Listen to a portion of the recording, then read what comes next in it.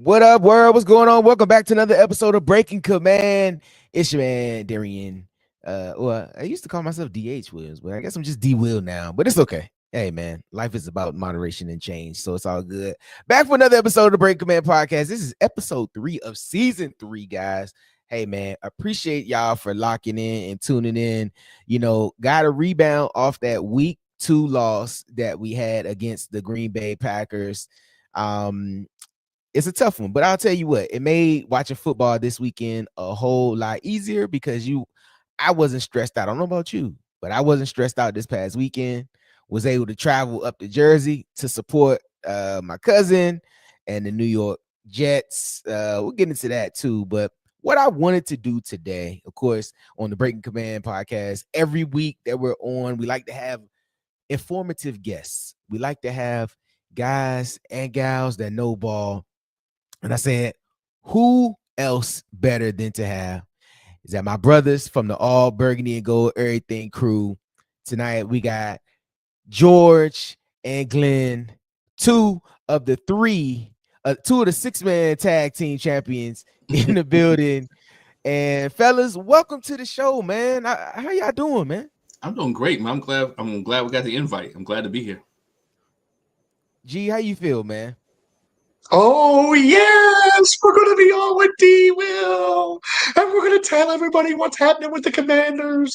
Oh, yes. My best pallbearer there for you. That's very good, George. That's very good. Hey, Thank guys, you very much. Audience, welcome to All Burgundy Go Everything and the Breaking Command podcast, where the mega powers collide. You know what I'm saying? Where, last season we had an amazing run, a lot of post-game shows, a lot of pre-game shows. We're going to get back to that this year as well. So I said, let's get that train moving today. And let's get the guys in the building so we can just talk about it. So let's just get right into it. Ain't gonna pull no punches. You saw all the reports. We saw the game last Thursday. We lost to a better Packers team that added Micah Parsons a week before the season started. Jordan Love played solid football. They ran the football very well. We just looked underwhelming in week 2. Let me start with you, Glenn. Just overall, man, the week 2 performance from our Washington Commanders, man. What was the feeling after watching that game, man, on how we performed? I had to take a point from George. A lot of these guys didn't play in the preseason, didn't play much, and we saw for the last 2 weeks they've been lackadaisical, right? We saw it in the New York Giant game, right? The Giants are just that bad that he couldn't capitalize on it. We saw they sputtered out, and then what you saw in the Green Bay game was a team that was coming off they was tired, and they got exploited by the Green Bay scheme. On the secondary looked bad. Lattimore looked like he shouldn't be in a Washington. Shouldn't be in a football uniform because he's doing what he did last year, and we blamed it on him being hurt. So what's the excuse now? See, yeah, we gonna put a pin in that too because I want to get back to that too, Glenn. I'm glad you said that. George, what was your thoughts on Thursday's game, man? I was frustrated just because I really expected a better effort, but in the back of my mind, because I was back and forth about which team I was going to pick all week.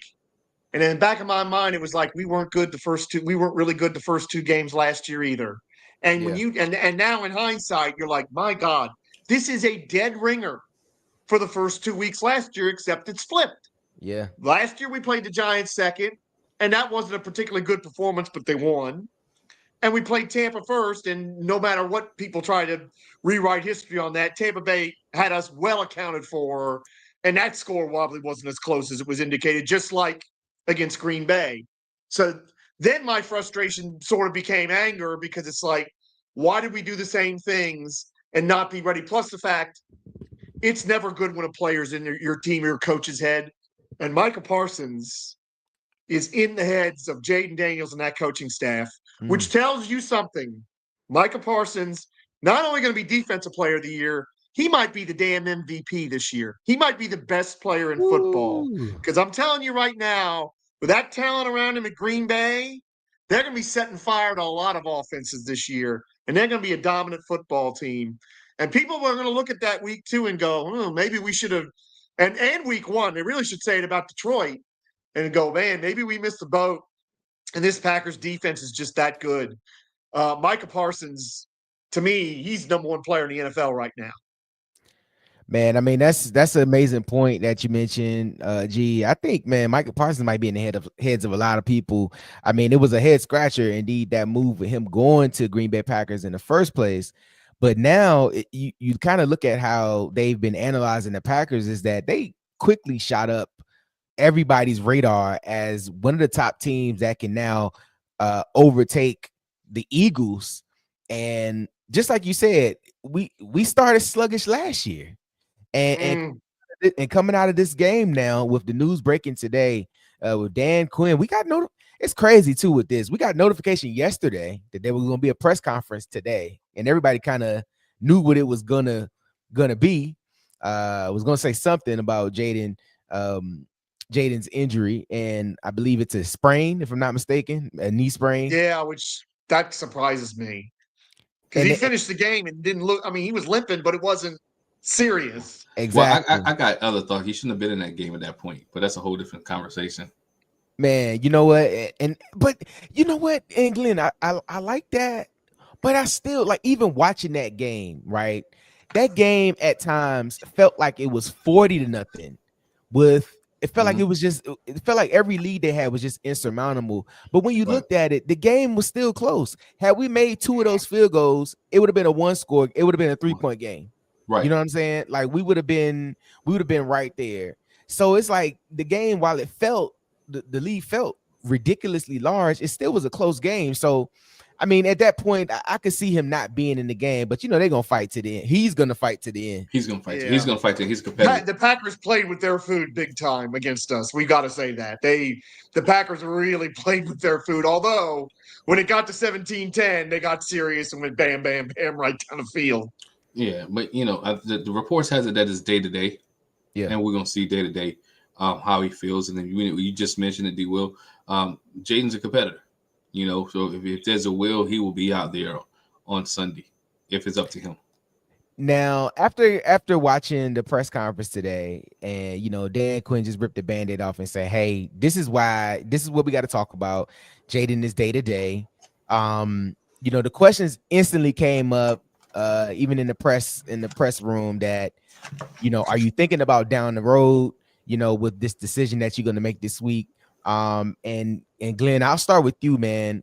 When, as a coach making this decision, are you willing to risk any further injury right now in a week 3 matchup against the Raiders, who will get ready to come on in a couple minutes on Monday Night Football? What are your thoughts going into whether you're going to sit or start Jayden Daniels this week? Well, you got to look at what the medical staff says, right? Yeah. What the medical staff tell you. Is it a sprain? Can you put a brace on it? Can he still play with a brace? Is he still mobile, right? You don't want him to be he's your future. He's your quarterback. He's your QB1. You don't want him to be a sitting duck, right? We know that Jayden's best asset is his legs, right? So if he can move and he's not a sitting duck, I play him. If he can't maneuver like he need to do, DeMarcus Mariota need to get ready. And Josh Johnson's your backup quarterback, right? Yeah. And so those are things that I'm looking at. It's Tuesday. You had 10 days off. Knee must be still sore. You'll have 10 days off by the time the game comes on Sunday. So, I'm waiting till the last possible minute to make that decision. I'm waiting till Friday. I might even wait till Saturday to make that decision to see how he reacts, how he responds with the trading staff. Because I'm not saying this is a must win, but it's a win. And they need a win, right? Yeah. They need a win going into what they're getting ready to go into. So, and who gives you the best chance? I have faith in Marcus Mariota. Trust me. But again, it goes back to what I said at the start of this broadcast. How many passes did Marcus Mariota throw during preseason? Yeah, that's the thing, man. That you make it, because now it's like you put him in. It's like everybody's starting behind the 8 ball when you don't get no reps in preseason, and they can say whatever they want to say about preseason. Those reps are key to get some feeling under you as far as to how you can play for the season. Like, even if it's just 2 series, man, you know what I mean? Like, I just feel like the value of preseason has shrunk so low, and then you get in this position where the first 4 weeks of your season, you're treating that like the preseason, and the season could easily get away from you in these first 4 weeks of the season if you don't take advantage of it. G, what you think, man? I go a little further than Glenn than this because he's right about maneuverability, but I would say this. I want a Jayden Daniels that is still a damaging runner because that is the guy that's very hard to defend. If he can't be a damaging runner, then I'm not sure I want him out there until he is. And I know it's hard to test something like that because you don't know when the situation's going to come up and all those sorts of things. And who knows? If they do a good job on Max Crosby, maybe he ain't going to have to run that much on Sunday. Yeah. But I feel like if you think he's going to be where he can't run and be damaging and effective, then put Mariota out there because, granted, I don't like no reps for Mariota in the preseason, but Mariota's a vet. You can get away with that if you've been in the league a long time. Hell, a lot more than when you were a first or second year player. So, and here's the other thing. It's funny because a year ago we all would have been revolted at the thought that Marcus Mariota would come in. Right. And then he's done such a hell of a job last year that I think we were confident. And for me, I'm like Glenn. I am confident in Marcus Mariota, especially against the Raiders, who probably tougher than we all think. But the Raiders ain't the Lions. They ain't the Packers. They ain't that level. So I think right now, today, I would say play Mariota. But I think Glenn's right. I think that it's going to be – I think they're going to go as long as possible, wait long as possible. And look, he's got the extra time. So he might be fine by Sunday. Yeah. It's not ridiculous that he can be close to 100% by the time we get to kickoff. Hey, and George, you know what? I really like and I really subscribe to that message. And just like everybody watching here, you make sure that Breaking Command and D-Will does it all. You make sure that you like and subscribe that, and then All Burgundy and Go Everything and Urban Sports Scene. Make sure y'all like and subscribe that. So just check this out. Like and subscribe, please. That's it. That's all you need to do. I appreciate that. Well, yeah, I got to make sure we put that in. Make sure since you're here, just go ahead and hit that like and subscribe button, share with your friends, man, and do that. But, you know, the question came up, and it really had me sitting back and thinking, right? I was like, all right, if he's not 95%, sit him. It's not worth it. We saw this in the RG3 era where we allowed him to go against his best interest and go ahead and play. And say whatever you want to say about Robert Griffin III right now, okay? But minus an additional injury in that 2012 season, he could have a totally different career, totally different trajectory. I would still be playing. Exactly. I would hate to get in a situation where Jayden is not 100% or not 95%, and something could tweak it. And like you said, man, you have a guy like Max Crosby and other than that will attack. And all it takes, man, is this. And you saw how, man, look, man, say what we want to say.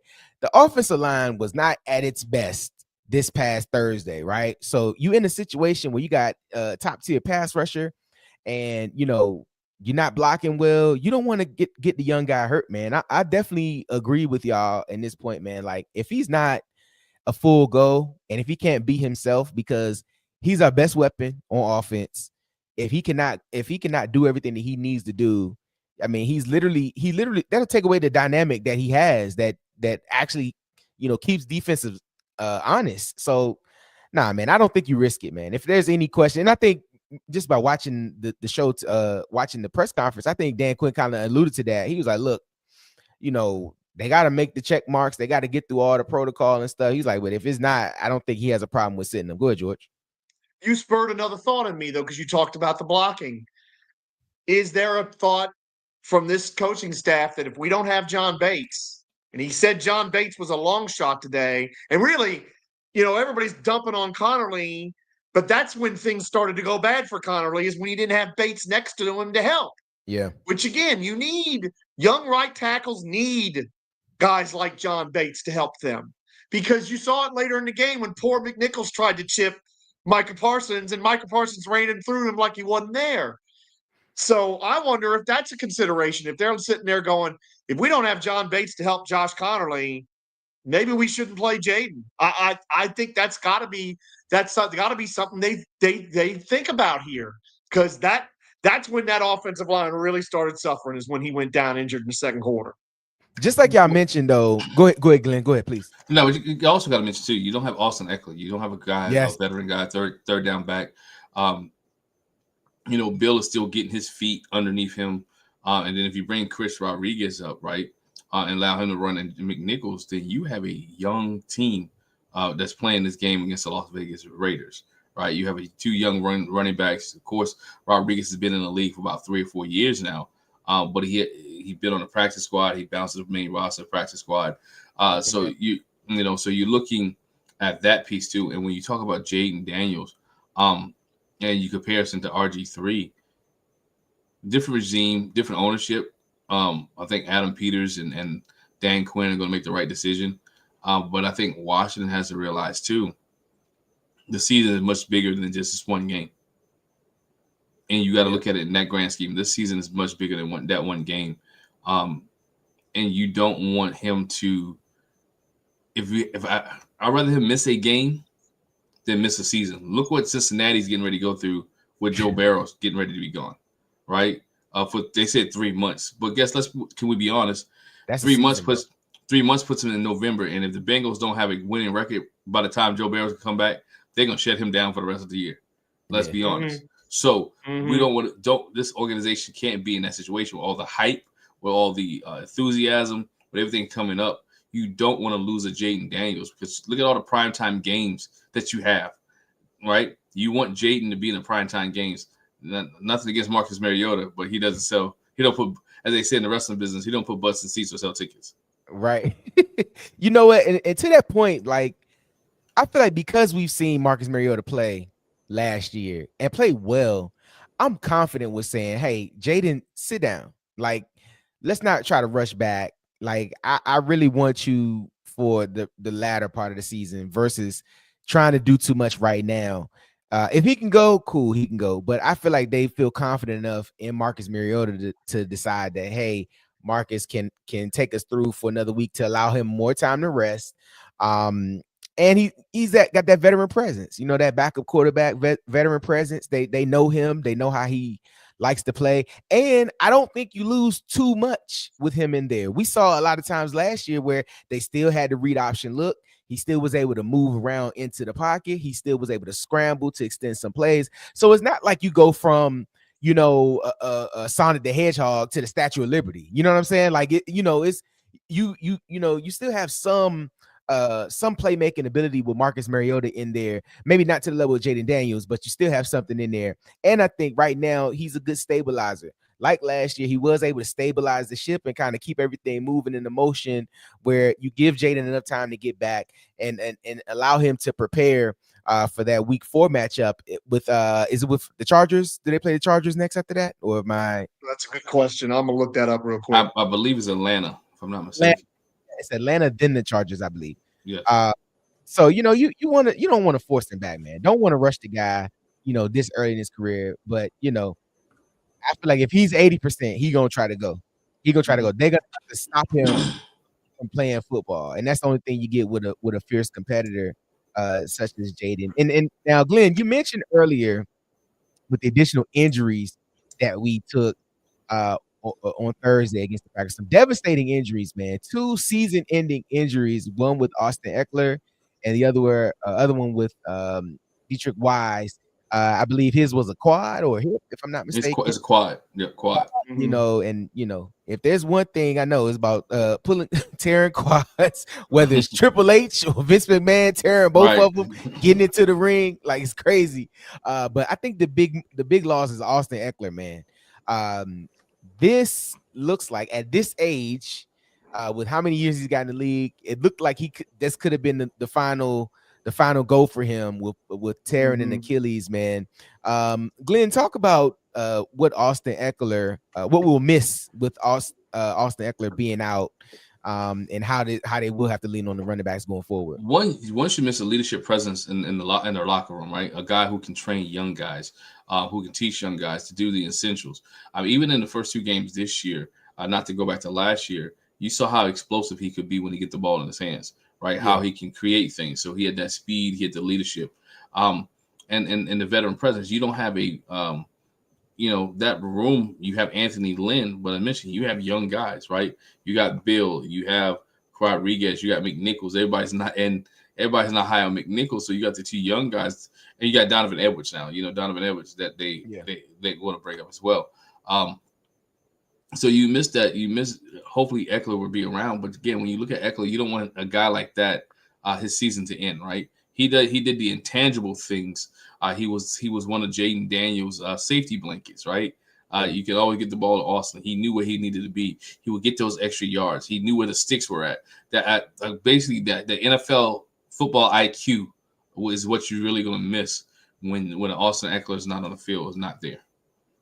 You and to that point is him being the safety net, almost like Zach Ertz is. You see how Zach Ertz have benefited greatly already this season, with 2 touchdowns this year already, moving up the all-time list, for pass catching tight ends.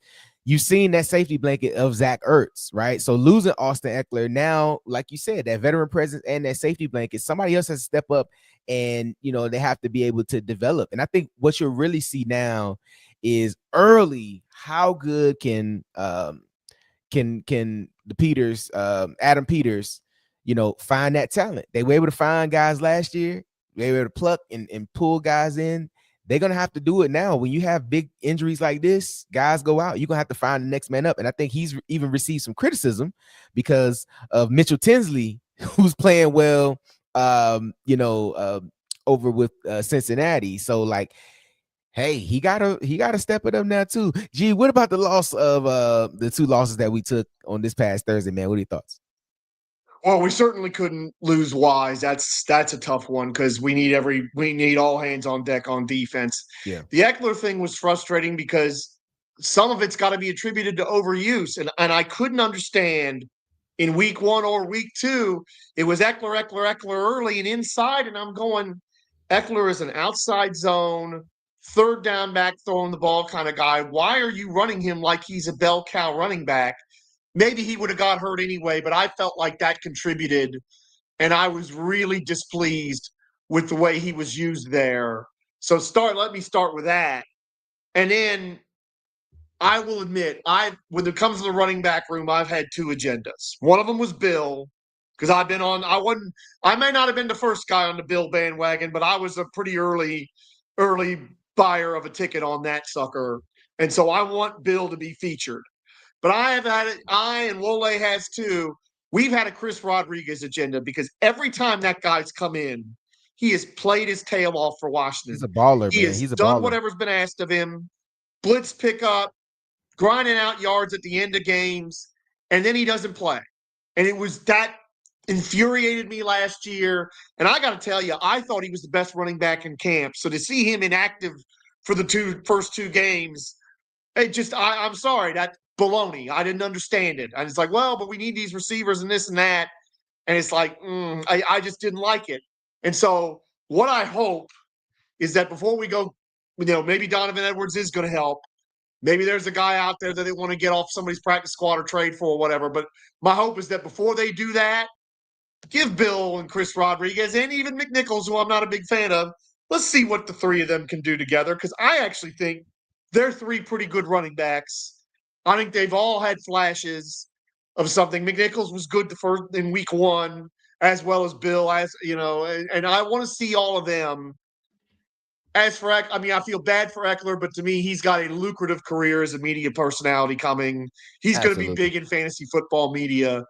He's going to own that. So It sucks for him, and I know it's terrible, but he's had a great career, and I want to tip my cap to him. But I want to see what these young running backs can do. It's time for them. I really like that point that you made, right?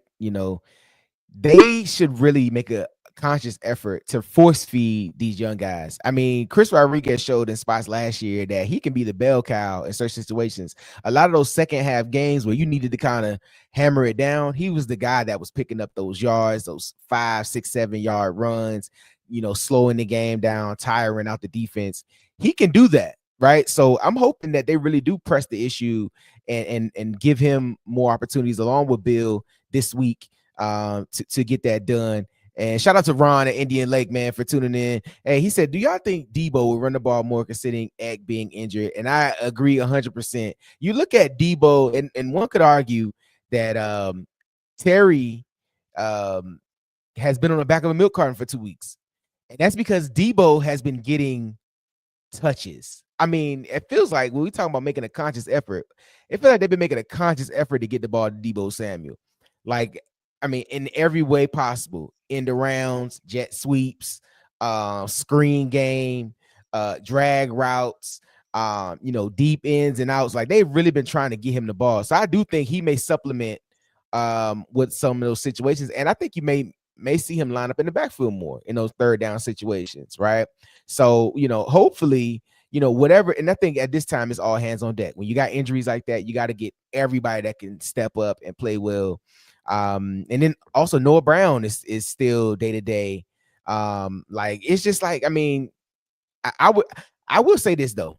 I think with Marcus Mariota in the game, you may be in more passing situations. I really think this might be a game if Marcus Mariota starts where Terry could go off. Like, this might be the game where Terry goes off and becomes the number one target as he should be going forward. I mean, you see it around the league. They talk about this with AJ Brown too. Like, AJ Brown don't get no touches, and it's like, how long is he gonna be able to hang on and not lose his mind without getting touches? Granted, the team is winning; they just won a Super Bowl, but like, how long? Now, I don't see Terry as that type of guy, but I really think you got to force feed Terry right now. Well, I think he did. What's AJ Brown's next book on the sideline? I think he did towards the end of the game with giving the ball to Terry.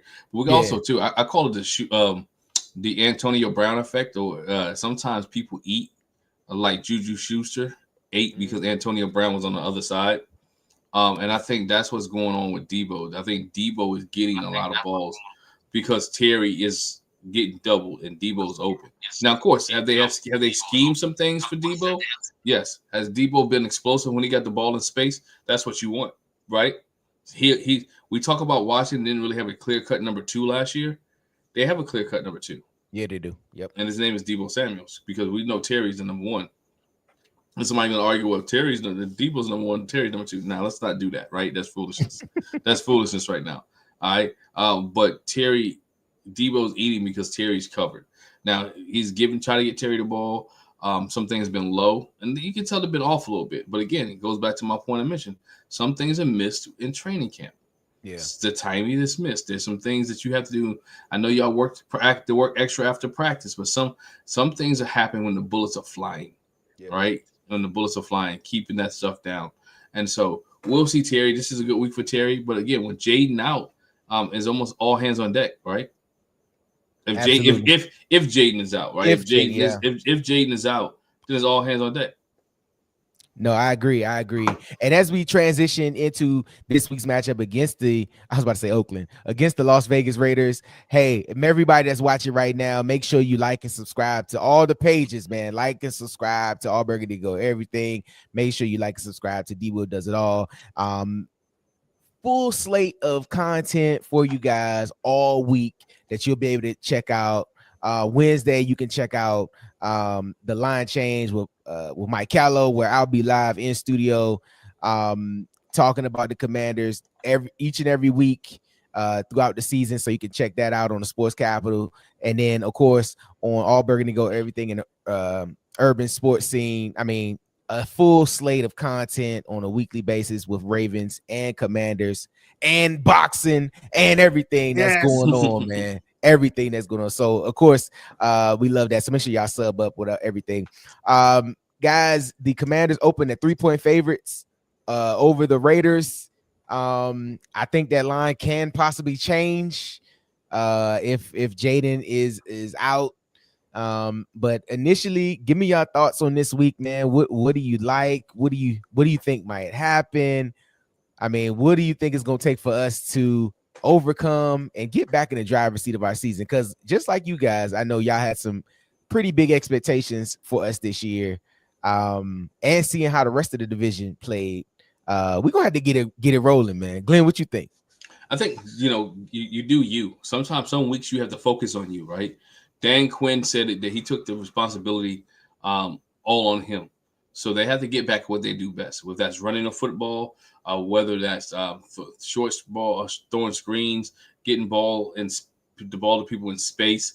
They have to get back to where they're at. Also, it's a 3-point line now. Brock Bowers may not play this weekend. That's to be a plus too, right? Yeah. They're holding him out tonight.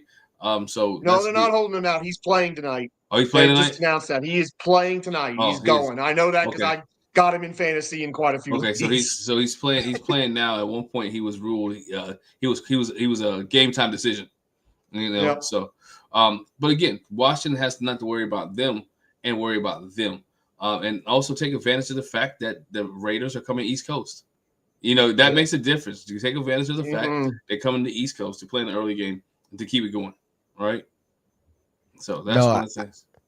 No, go ahead, Glenn. I'm sorry. No, that's one of the things Washington got to focus. Focus on you, you know, and focus on you, not anything else. You learn from what happened last week.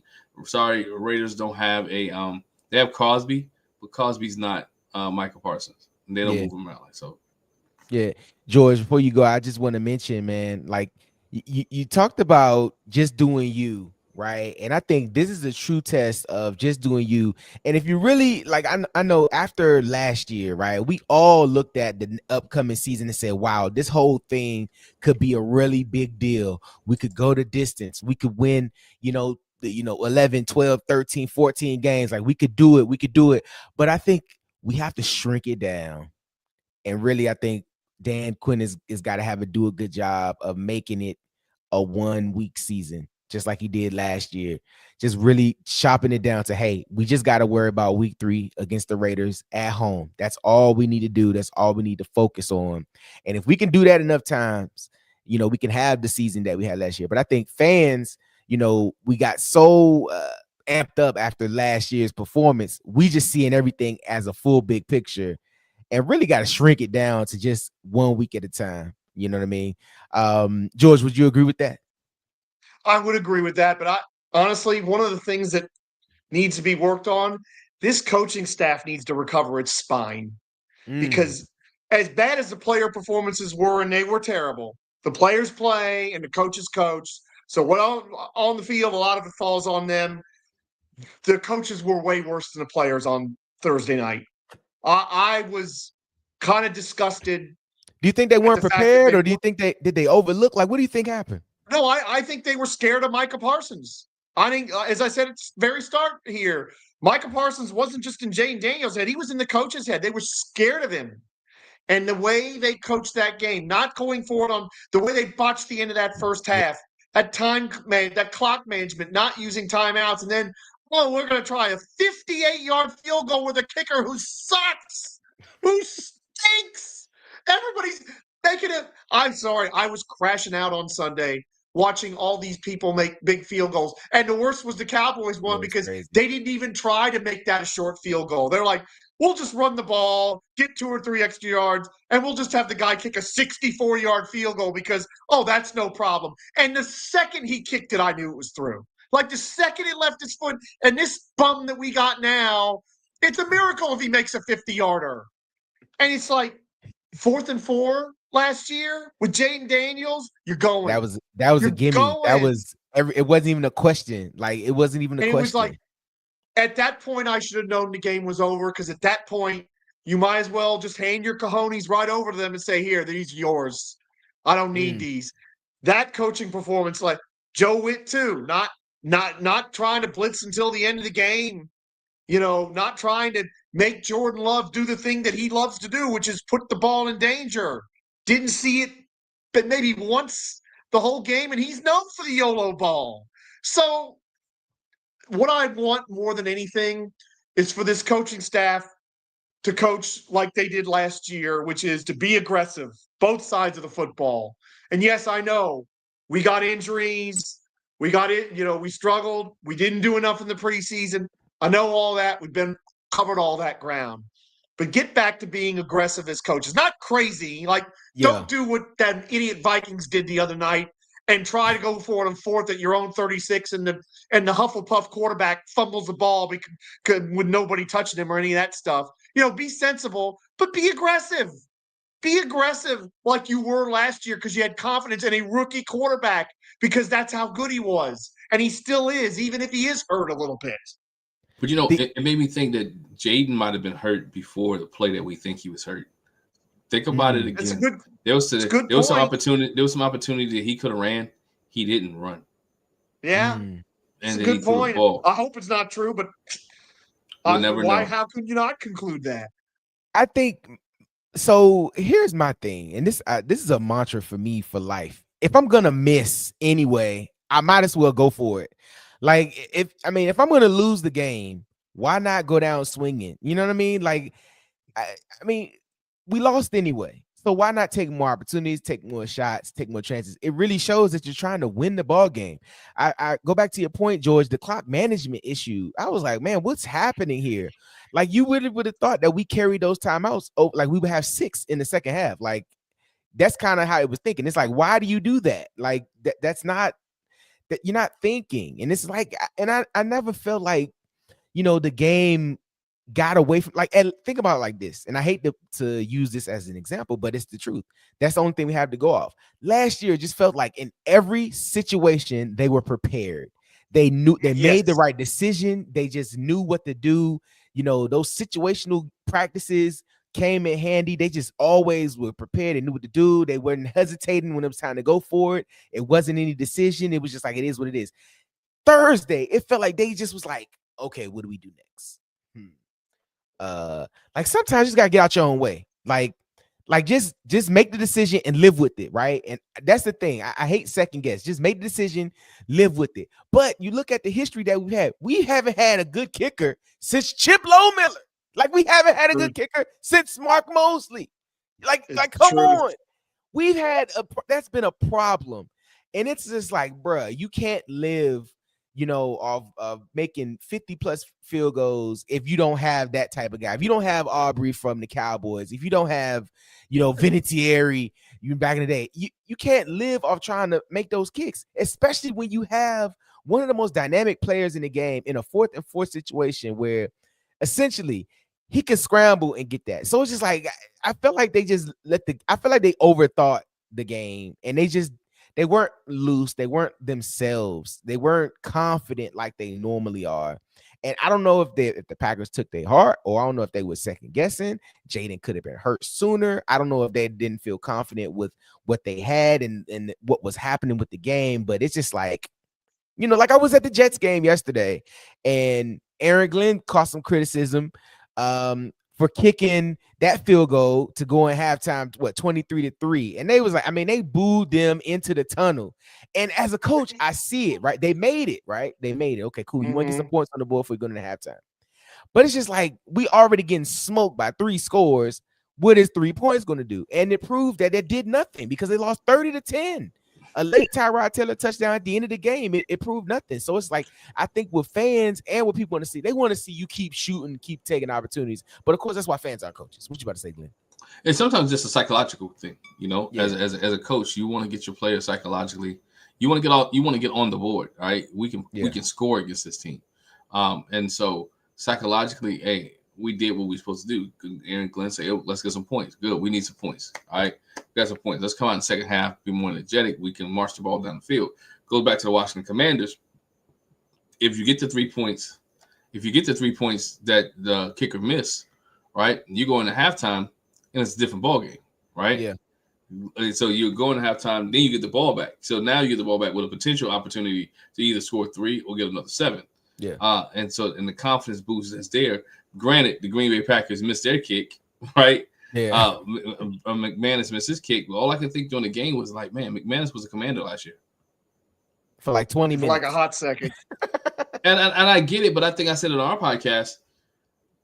I hate, and this is the views of Glenn, not the views of Breaking Command or any other platform or All Burgundy and Gold. This is the views of Glenn. You got to specify that nowadays because they go pull them clips. True. Pull the clips, right?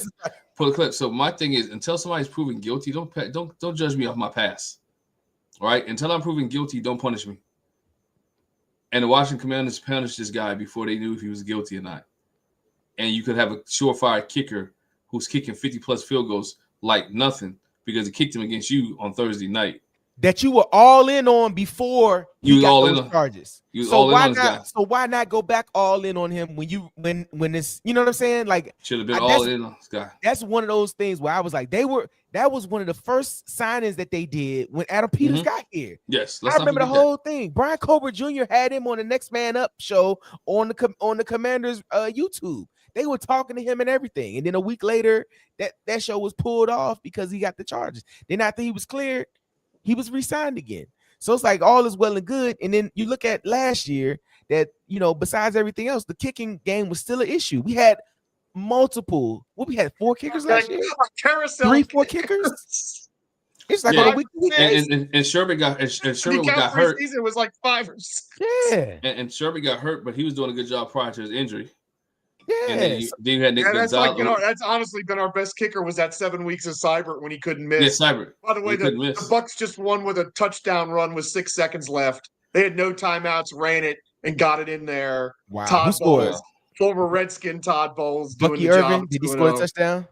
It was Rashad White. They had not Bucky Irving. And then Rashad White ran through 2 guys and stuck that sucker in the end zone. Yes, you can. It's a big risk, but you can run the ball near the goal line at the end of the game and get in there. Learn that, kids. What my man Chet Stedman said. He said, you can't use your want to. You got to use your have to.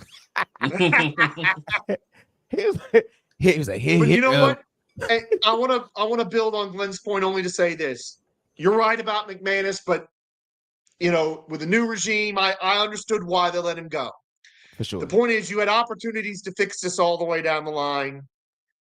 You didn't take those. You decided that Matt Gay, with the biggest guarantee in history given to a kicker, which is bizarre, and you didn't. And it would be one thing if he was making all his kicks in preseason, we had nothing to worry about, and all of a sudden he's missing them. He's been missing the whole preseason. I don't care what you paid him. Bring somebody else in. Look at the Falcons. Young Wei Koo missing all them kicks against the Bucks. Said enough of this. And they bring in John Parker Romo, who I think was at Tennessee in college. I swear that's where I know him from. It might have been somebody else, but I know him because I think he kicked in the SEC. And he banged 5 of them through last night for him as they dominated the Vikings. And it's like, what the hell, Adam? And these people can find these kickers just anywhere, and we got this guy. And look, unless he's got the yips, and maybe he does, I'd rather have Young Wei Koo than Matt Gay right now. Yeah, in George, you mentioned it. Kicking has been a problem across the league, and I think those leashes are getting shorter and shorter on kickers. Like if the Bucks had lost, their kicker .1 in this game. Points are now, and like I think it's just a trend of how these games have gone, man. These points are at a premium, like those 3-point situations, like, you know, and also too, I think it's a recency bias, right? Like you see Aubrey make a 64-yard field goal, and you're like, man, why can't my guy make any of these kicks, man? My guy missing from 40. You know what I'm saying? So it's like you're putting more pressure on these guys. So it's like you gotta get that thing squared up, because in those crucial situations where you need one, you gotta have it. And we can't live in those situations where we can't count on that guy, because the days, and it's just like I said, throughout the league, the days of the automatic field goal are over. Like the days where this stuff is simple, it's done. I don't know what happened. I don't know if the kicking overall has gone down as a whole, but it's just like it's not as automatic and as it used. And I think also too, they're probably just attempting longer kicks. They're willing to go for the longer kicks. But it's just also the bars are a little bit smaller. The dimensions are a little bit smaller on the goalposts. You get a lot of joints this year too, I think. Yes. And then, you know, some guys are kicking indoors, some guys are kicking outdoors. That's a big thing too, man. Those controlled environments.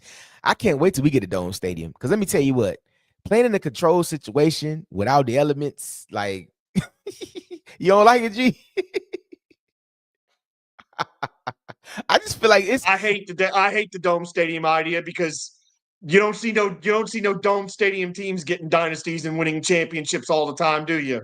Here, there, and everywhere. That's when they win them. Look, it's perfect time to start one. But I feel like just in like baseball, where you could build your park and have an amazing advantage, you know, based upon what type of pitchers you have, based upon what type of hitters you have. Like you can build your baseball park As long as you meet the minimum requirements, you can have a short field and right. You know what I mean? You can have a crazy wall and left. Like this is what you can do. And I think that's the only way some of these teams really have some of these advantages, because think about it. In the wintertime, kicking in cold environments, those kicks are hard. You know what I mean? Wouldn't you love to play if you were playing, being the 72 degrees and comfortable, in December, indoors, being able to have a controlled environment? And I think, and this goes to your point, George, like the Bills building a new stadium, and people were shunning them, but it's like, I think with the Bills, that's one of their biggest factors, bro. Nobody wants to go to Buffalo in the end of the season, but they're still outdoors. They don't have a dome. Outdoors, exactly. And so, but they still again, do you want a home field advantage in the playoffs, or don't you? Because I'm sorry, if you're in a dome, your home field advantage is muted. Because if that weren't so, there'd be way more dome teams going to the Super Bowl than not. So you said with a dome, it's a neutral Detroit's site. Dome last year. Yeah. What kind of advantage was Detroit's dome? We went in there and stomped a mud hole in their ass and walked it dry. We did, and that's a whole nother topic. That's turnovers, man. When we turn the ball over, that's something different. But good to your point. Nobody wants to play in Chicago, and nobody wants to play in Buffalo in November or December. Listen, they will play there if they think they're going to win a championship, and they don't care about the dadgum weather. Yeah, believe me. New England had an advantage too. Think about when people went to New England and it was in the snow and tuck rule and all this other stuff. So hey, listen, you don't have to worry about anybody playing in Chicago in January, so don't worry about that. Hey, that's a fair point. Yes. Before we get ready to get out here, I want you to answer this for me with Coach Lombard. Shout out to him for tuning in. Is Week 3 a must-win game for you guys? And George, I'm gonna start with you, man. If the goals that we had at the start of the season are still our goals, and I think they are, 100% yes. You can't lose a game to a team like the Raiders and expect to beat Philadelphia in this division. You just can't. Packers is one thing. Packers, to me, they're the best team in football right now today. Number one, because you look at who they've played and look at who they've beaten two teams soundly. Both of them were in the playoffs last year. One of them was the number 1 seed, and the other one was in the NFC Championship game. There ain't a team playing better than them right now at 2-0. So I don't know about them, but it's like, if you're going to try to beat Philadelphia, you can about alibi the loss to Green Bay. Can't be losing to the Raiders. Got to beat the Raiders. Got you, Glenn. What you think? Yeah, it's a must win. You want to keep pace with the Philadelphia Eagles, right? You want to keep pace with the Dallas Cowboys, who are 1-1. You're 1-1. Philadelphia is 2-0. Philadelphia has to play the Los Angeles Rams, right? so it potentially at the end of Sunday, you could have teams who are 2-1 sitting on top of the NFC East. So you don't want to be that team that's 1-2, right? We got the Giants who play Kansas City, so they'll probably be 0-3. You want to keep pace with the the Philadelphia Eagles and the Dallas Cowboys right now. You want to win football games. For sure. I agree. And to your point, man, I definitely think it's a must win, and not because of anything else, but I just think it's a must win for confidence to keep everybody locked in and engaged, to really continue on with the mission, which is, advancing as far as you can and trying to get to the last game of the year. So I think this is one of those games that you got to win. I feel like, every week is a must win, but I think this is the one where you kind of like, hey, all right, first 2 weeks was rocky. We started slow like we did last year. What did they do week 3 last year? They had a coming out party against the Bengals, right? Yes, it is. So do it again this Sunday, and this is where you can really show the league that we're still here, we're still those guys, we can still do it and still get the job done. So yes, I definitely like that, and I think they will come out and get it done this week, regardless of who's at quarterback. I got strong faith that they're going to get it back together, especially with this long break that they have. I think they kind of see some of the same things we talked about, that maybe they were indecisive or a little bit sluggish or whatever on a short week at that. Now they've had plenty of rest. They've had time to install new things, take out some old stuff, and really get it going. So I think they'll be fine. And I think before we get out of here, guys, give us tell everybody where they can find all your programs and what y'all got going on this week as far as some shows. Glenn, you can give us the rundown. Yeah, man. Yeah. You can find us at All Burgundy Gold Everything. That's ABG_everything. That's everything with 3 R's. You can check us out Thursday night at 9:30 on our YouTube channel, on the Urban Sports Scene channel as well. Also on Instagram at ABG_everything. Once again, that's ABG_everything. That's for 3 R's. You can check us there, man. We got great content coming up this week. We're going to talk about the Washington Commanders. We're going to talk about Jayden Daniels and his injury. We'll have a little bit, hopefully we have a little bit more update on Thursday where he stands. But we love the interaction. Love you fans. If you're not subscribed to the channel, go over, hit the subscribe button, hit that bell notification. While you're on this channel, make sure you hit the subscribe button and the bell notification as well. And make sure you support. I mean, we're all Burgundy Gold fans.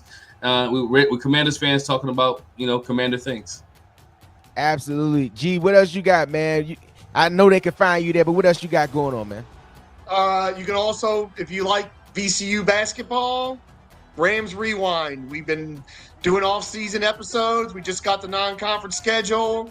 We got more episodes planned because college basketball is just around the corner. It's mid-September. They're going to start practicing in about 3 weeks, and the new season's about 6 weeks away. So if you like VCU basketball and you want to hear me talk about that with a little women's basketball thrown in here and there, Rams Rewind on all your fine podcast platforms. You will find me there talking that, and then post-game recaps when the season starts. Absolutely. And of course, everybody, make sure you like and subscribe, please. Yes, indeed. Of course, you are here watching the Breaking Command podcast on the D Will Does It All YouTube channel. You'll see me later on this week with the line change with Mike Callow on ESPN 630. And you can hear it live on the internet on sportscapitaldc.com. Also Friday with my partner in crime, Mr. Real Robinson, for the afternoon kick, where we will get it in and get you going for the weekend as Commanders take on the Las Vegas. I was going to say Los Angeles. That's crazy. They've literally played everywhere. Oakland, Los Angeles, Las Vegas, right. Mexico. It's like, nah. But of course, you can check out the afternoon kick this Friday with myself and Real Robinson. But for everybody here on the show, get your week started good, man. And appreciate you for tuning in. Make sure y'all like, subscribe, share. And we'll catch you on the next episode of the Breaking Command podcast. Everybody, be good. Peace.